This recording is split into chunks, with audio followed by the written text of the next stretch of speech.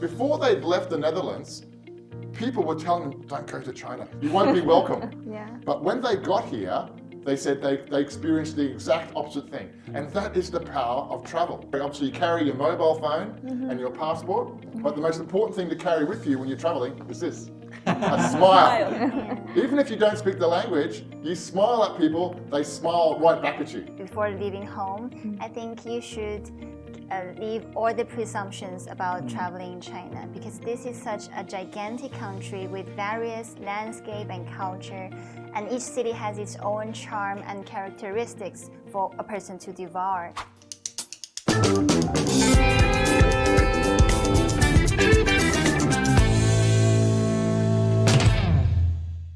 Welcome to this episode of China XYZ. I'm Guo Yiming. Today we are taking a closer look at the numerous attractions that China has to offer and discuss why it stands out as an ideal choice for our next travel destination. So joining us today are Mr. Gary Sigley, a professor of Beijing Normal University. Welcome. Thank you. Liu Xiangyan, associate researcher at China Tourism Academy. Yeah, glad to be here. Kuhn Smith, a graduate student at Peking University. Thank you for having me. And Fan Xingyan, graduate student at Renmin University of China. Glad to be here. Thank you so much for joining us today. So to get started, I know that you have all traveled extensively in China. Could you share with us some of your most unforgettable traveling experiences here in this country? Xingyan. So this is a picture of the Erhai Lake. It's in Dali, in Yunnan province. And I went there 9 years ago with my parents. Yeah, I was very young back then. And I remember staying by the Erhai Lake and waking up very early to see the sunrise. But I was so cold and sleepy back then, I even complained about the whole thing. But when I saw the sun gradually climbing up the Tangshan mountains and these several seagulls circling above the water, I was really touched by the tranquility of nature. You could see that this is this little black dot. This is the seagull from Russia. They will come to Erhai to spend the winter there. And at that time, I felt so small. Like I was the little canoe that we boarded on. And I was surrounded by the vast sky and the mountains. So I think this is a very transcending travel experience for me. Thank you. That's really a beautiful memory. Yeah. How about you, Kuhn? Well, for me, my most unforgettable experience was my first visit to the Forbidden City. And it was around November 2022, and I've been here only for a few weeks. And throughout that year of preparing to move to China, I read a lot about the country.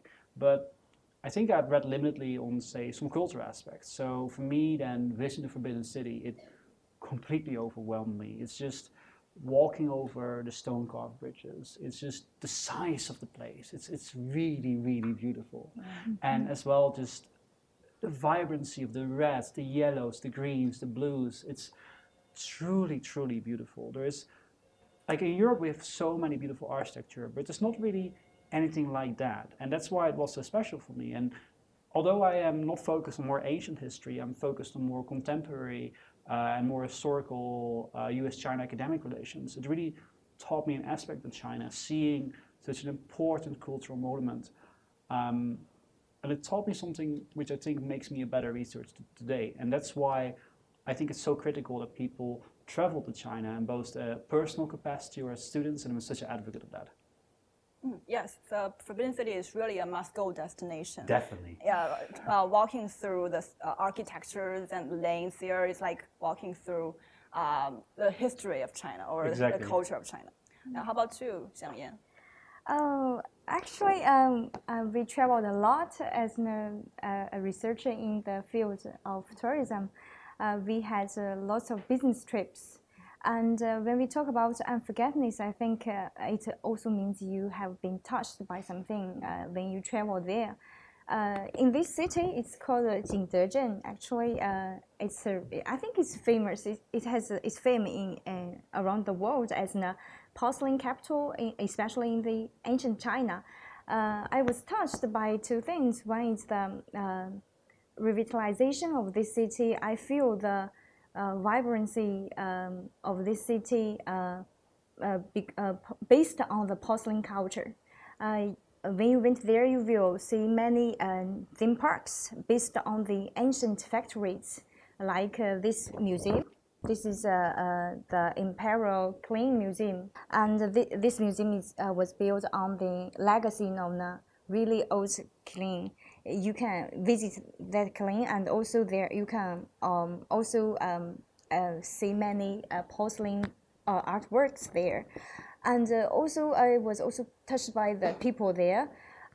We went to one of the famous theme parks based on an old porcelain factory. It's called Taoxichuan. And I went to the night fair I think at Fridays and Saturdays every week. And in that fair, we talked to many artists.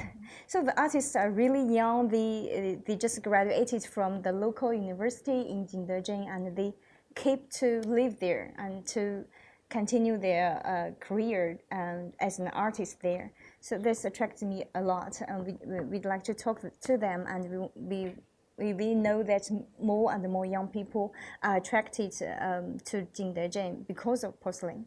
That's really interesting. Yeah, so Jingdezhen in Jiangxi province Yes. is really a great place to go when it comes to understanding China's arts and history, and also the cultural heritage there.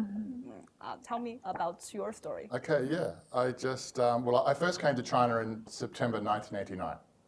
So, and I have been coming to and fro between Australia and China for all that time, sometimes living here, sometimes in Australia, but visiting China almost every year and traveling extensively across China.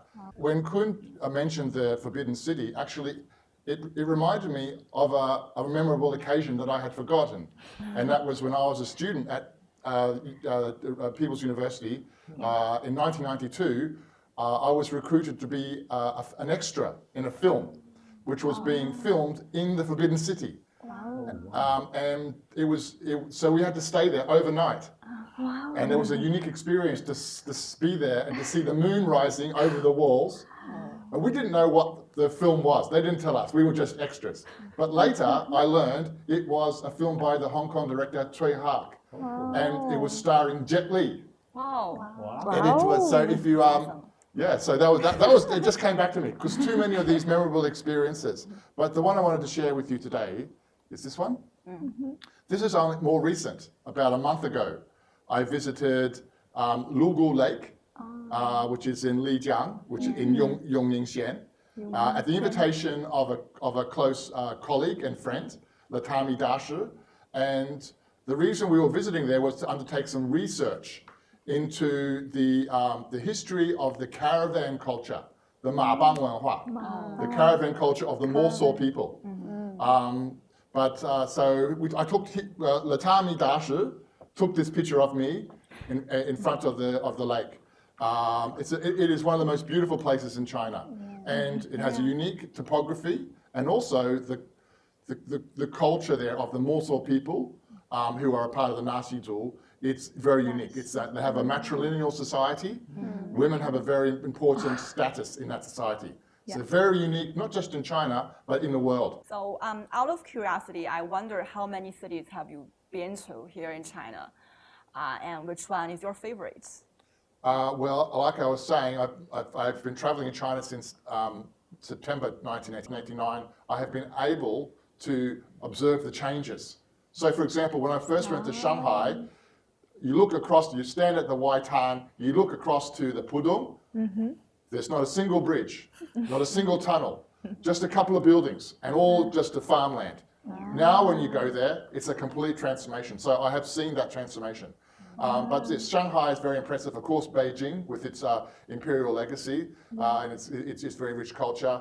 I very much like Hangzhou. Hangzhou for its lake, the cultural landscape. Hangzhou is like the painting, right? You know, the Guohua. It's like the painting. So with the lake and the bamboo forests and the tea gardens. But probably the one I would say, if you have to ask me, choose one, I would say the one that I love the most is probably Dali. Because Dali also, once again, like a Guohua, it's got shan, it's got mountain, it's got water, and it's got the old town. And what I like about Dali is you've got the old town here, But the new town in Xiaguan is 20 kilometers away. So one of the things about old towns like Lijiang, it's a beautiful place, but the new town has been built up around it. So, but in Dali still has you can go outside the old town of Dali, and very soon you're in the fields. Yeah, so it's a beautiful place. Dali is very beautiful. Also, it's got a very good climate. Yeah, it's very nice all year round. Like spring every. Yeah, exactly. Yeah, and the Bai culture is very fascinating. The local culture. And also, it's a very cosmopolitan place. It's at a crossroads, right? It's a crossroads. Yeah. One way goes to Tibet, another way goes to Kunming, another way goes to Myanmar, another way goes into Sichuan. So it's always been a place that's been very open to other cultures. Yeah. So And also the food, right? of course, the Have food you- is brilliant. have you The food had is the chance everywhere to- in China. I haven't found anywhere in China where the food isn't good. So How about you, Kun? Which city would you like to say your favorite one? Well, I think it is difficult to say a favorite one because of the reasons you mentioned. Like Beijing is fantastic because it's the capital. You have so much history. When I'm in, say, Shanghai, I love seeing the international environment, just staring across the bund. If I throw another city into the mix, it will definitely be for me Chengdu. It's a really, really good memory. I love myself staying there for a few nights, and I think one of the best memories is going to Sichuan Dashi. Making a friend there who afterwards took me to this little place by the riverside filled with bars, and let's say nighttime was slowly approaching, the lights come on, and you see there then the live singing starts to start. You just really get into this very different atmosphere that I wasn't used to, and I absolutely loved. And then we went to this restaurant where we tried some of the local foods. Was really, really fantastic. I later learned it actually was a Michelin star restaurant. And then we went back to this riverside, and now it was dark, and live singing had really started. It was just an amazing night. And I think that's one of the reasons why I really, really want to go back to Chengdu. And you forgot one thing, the giant panda. Oh, yes. Well, it was my first time seeing a giant panda. And yeah, it is quite something, I have to say. There's a reason that these famous animals. And yeah, it was really, really, really pretty. That the basin had all kinds of beautiful animals. Also a little red panda, but I'm not sure whether it's indigenous to China, but it still is a beautiful animal. And as well, then the shaomao was like really, really cute to see. Yes, I loved it. So from local people's, a native's perspective, Xinyan, which city would you like to name it as your favorite one? Yeah, I have to say it's my hometown Chongqing. It's very near to Yes, I've been. Chengdu. Yeah, but they are still kind of different. Well, I think I love it for its first mouth-watering food. It's so delicious because I'm a huge foodie, so I really emphasize the quality of food. And second, I love its varied landform that makes these different views possible. Like it's very famous for being an 8D city online. And also, I love Chongqing for its splendid culture that raises these warm-hearted and indomitable Chongqing people. There's no better place than your home, right? Yeah. So can you share with us hidden gem or off the beaten path experience you had traveling here in China? Cool. Gary. okay, yeah. Well, I'm going to go back to say Yunnan. Okay, because Yunnan has a lot of cultural resources. It's one of the most ethnically diverse places, not only in China but in the world. Okay, 26 different ethnic groups. Its topographically, the landscape is also incredibly diverse. So if you have a limited amount of time, if you go to Yunnan for a week, you can see so much diversity. Yeah. You get an idea, because that's one of the things that a lot of foreigners who don't know much about China, they struggle with understanding China. They think China is just all Han Chinese culture. They really don't understand anything else about it. It's very limited. But if you go spend 1 week in Yunnan, traveling from, for example, from Pu'er or Xishuangbanna, going all the way up to Lijiang, just within that trajectory, you will see so much natural diversity, cultural diversity, and so on. I recently was in Lijiang. I saw two young people, a couple, that actually were from the Netherlands. Oh, really? Yes. So I went up to them and said, "Can I ask you some questions?" and about your experience in China traveling. How was it? What is it convenient? And so they came back to me and they basically said they were having an amazing experience, right? It was Chinese people were so friendly, the culture was so fascinating. Before they'd left the Netherlands, people were telling them, "Don't go to China. You won't be welcome. You won't be welcome." Or it's all these kind of negative things because there's a lot of at the moment there's a lot of negativity, which is very unfortunate. Yeah. But when they got here, they said they experienced the exact opposite thing, and that is the power of travel. Yeah. That is the power of travel. So they came here and they said they just overwhelmingly felt they were so welcome, they felt safe, and they were really enjoying themselves. So tourism speaks for itself. As long as you get the people to come here, because in my experience, I have, in all my time of traveling around China, I've always felt very safe and very welcome wherever I go. And the most important thing to carry, obviously you carry your mobile phone and your passport, but the most important thing to carry with you when you're traveling is this, a smile. Even if you don't speak the language, you smile at people, they smile right back at you. Yeah. And that's the feeling of warmth, right? And friendship and understanding. It's the human connection, even if you don't speak the language. And I found that wherever I go in China, I smile, I get a smile back. Yeah. So it's been a very rewarding experience. So definitely need to encourage more foreigners to come to China. It's a very welcoming, safe place with so much diversity. Yeah. Yes, so travel has the power to bring people together. Yes. Yes.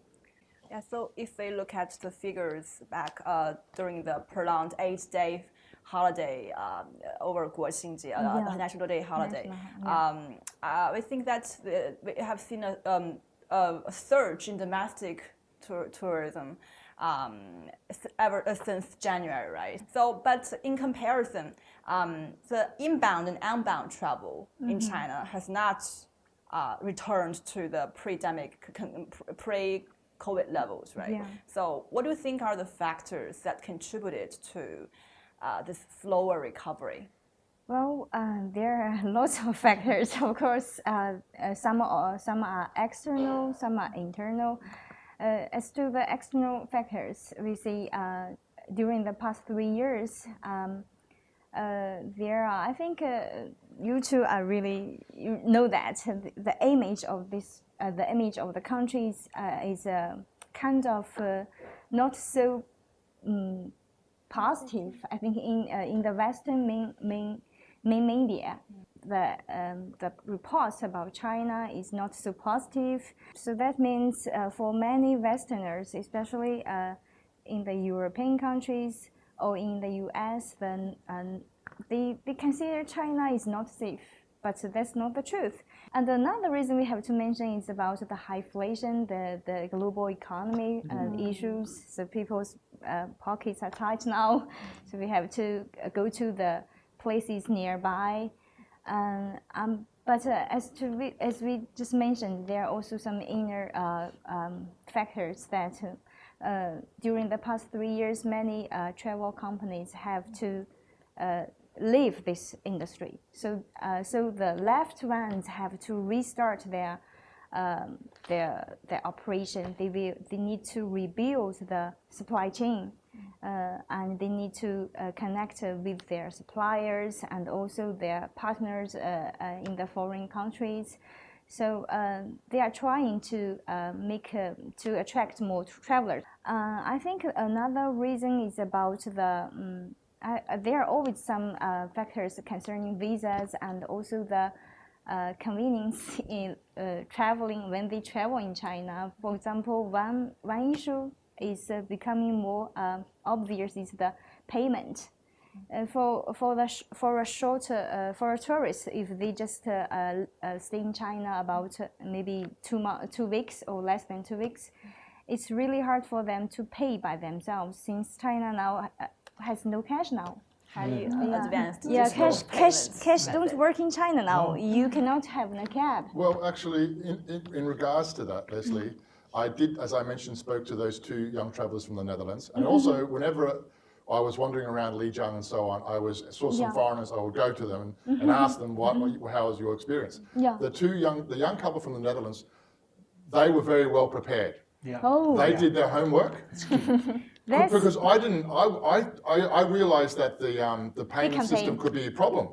Because I thought it was, because I know that if you use WeChat, you have to have a local bank account. yeah. And it's, you know, No. it's difficult to arrange, especially if you don't have the language Yeah. and understand how things work. But the young woman said, oh, no, I researched Alipay. Yes. Yeah. Alipay Alipay. can connect to a Yeah. foreign bank account. Yes. So she had it all set up before she left. Yes. Obviously, she's a young person, and using this kind of media it's a second nature to them. Yes. So she said they had no problem. Yeah. Then I found another older couple, and they said, "Oh, we just use cash, and we haven't had any problem." Sometimes they said you have to wait a little while the person goes to the next door to get the change from somebody. But he said basically the story I got was that you can still use cash. Yeah. You can still use cash. Obviously, it's required by the law. It's the legal tender of China, so Yeah. it must be accepted. So those problems seem to me to be overcome. So they're not as insurmountable as may first appear. But it's part of it feeds into the part of the negativity abroad about going to China now. There are all these problems. You know, it's difficult to use the technology and so on and so on. But it's kind of misinformation. There's a lot of misinformation out there. I think another key factor as well is flight prices. It's just- Flight, yes, yeah. it's so incredibly expensive. If it's even available to travel from the US to China, when I speak to people, they sometimes tell me they have to travel to Europe because there are still flights cheaper. offered. Yeah. And not even like cheaper, like it's offered there. And that you can, let's say, travel from Germany then to China. And those are often your only options. Yeah, And yeah. it's also what you're talking about, like a lot of complexities like in the media about China, about Yes. why you may want to travel or may not want to travel there. And that's why I think it's so critical that people see and evaluate these narratives for themselves by coming here, that you get this more personal experience. And I think because by being here, you meet people, you interact with people, and you humanize the situation. I think, yes, it's true on the macro level, you have very different systems, but on the micro level, we're all just people. As the Chinese often use the term people-to-people diplomacy, I think it's very, very critical we have more of that, because I think that's the foundation of having a proper relationship between any two countries. Yes. Yeah.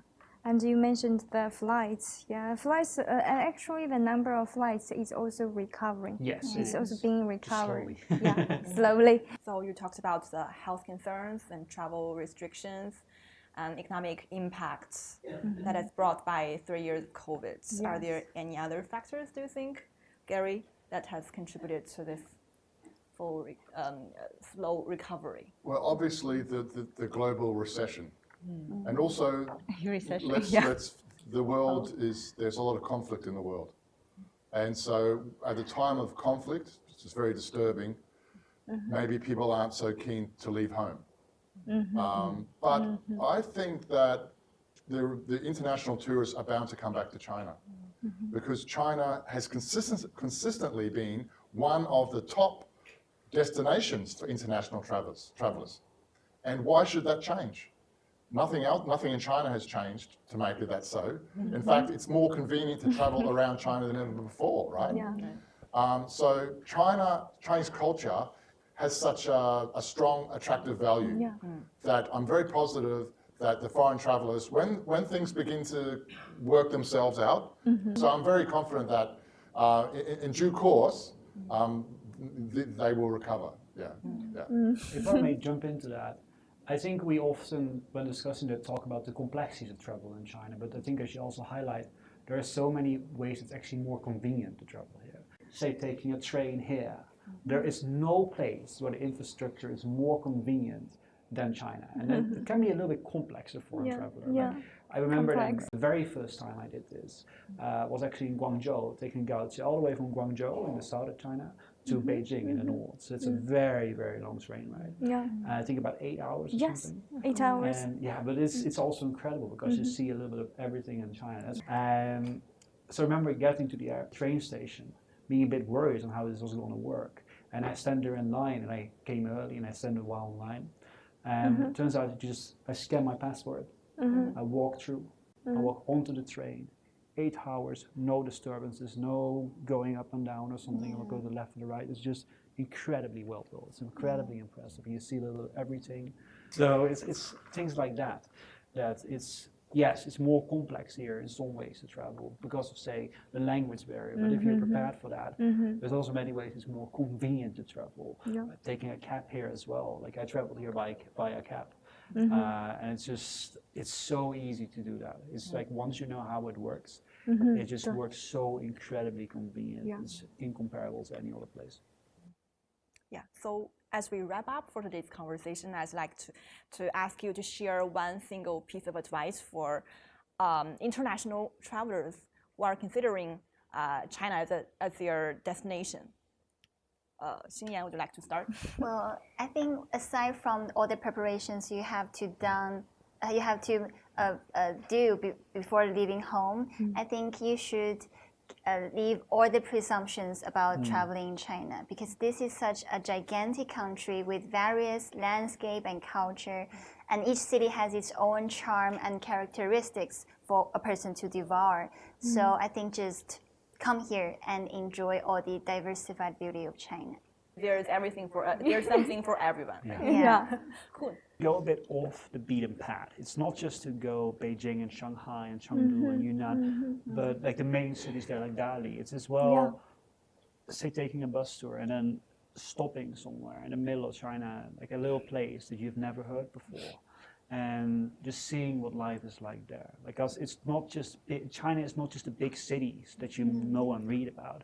It's as well the rural areas. It's the beautiful mountains with the rivers there.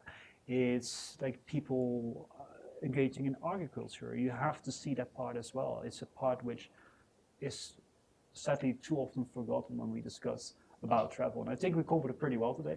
But I think it's very important that people see that part of China as well, not just the big cities, but also rural China. Yeah. Totally. Diversified experience. Yes, exactly. Yes. Unique Right here experience. waiting for you. Yeah. How about you, Xiangyan? Advice, yeah, just as Queen has mentioned, you need to do the phone infrastructure. You need to download the useful apps. The same to this too has mentioned. Don't just visit the big cities. There are so many other different destinations, especially the rural areas. Since the infrastructures are more sophisticated now, you can also go to the rural China. The cities are modern and convenient, but in the rural areas you will have serenity and you will have different lifestyle, quite different. Yeah, try new places and come to China again and again for different places. Highly recommend. How about you, Gary? Well, so much good advice was given, and you mentioned try something new, and so I would say yes, try something new in a culinary way. Because one of the most the real reason why we travel over China is to eat the food. It's amazing the food, the cuisine is just so incredible. Yeah. So I would just encourage the foreign visitors who maybe have a very limited repertoire of Chinese cuisine to be adventurous when they're ordering the food. Try some chili. Oh yeah. Try some of that citronese peppercorn. Yes. Try some of those bamboo grubs or those kinds of things. Just get out of your comfort zone and explore the food, and you will be very well rewarded. It'll be the story that you always remember. Sometimes the thing about travel, it's all the great things. Sometimes it's those little things that didn't work out. Oh, the night that we got stuck because the train broke down or the bus broke down. So a bit of an adventure like that. So welcome the unexpected in a kind of philosophical way of Zen, like don't get too fussed about it if things don't work out. Those little experiences will be the things often that you come back to later, that you will remember. Remember that night we were stuck in that little town. Yeah. Oh, but it actually turned out to be really exciting, really great. That's the one you'll keep going back to. If you're ever considered making China your next destination, we hope today's conversation have inspired you further. Remember, travel is more than just sightseeing. It's more about immersing oneself in a culture, a history, and a way of life. Thank you so much for tuning in for this episode of China XYZ. Until next time, bye-bye.